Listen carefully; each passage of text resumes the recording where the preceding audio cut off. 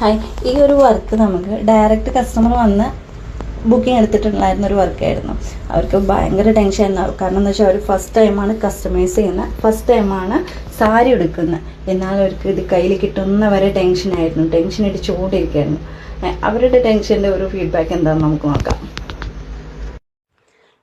ഞങ്ങൾ കുറേ ടെൻഷൻ അടിച്ചു.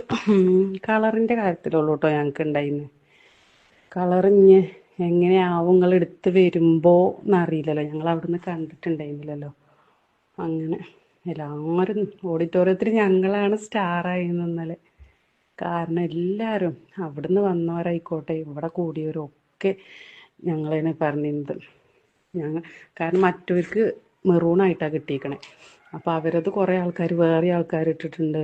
അങ്ങനെയൊക്കെ ആകുമ്പോൾ ഞങ്ങളെ കളർ ആരും ഇട്ടിട്ടില്ല.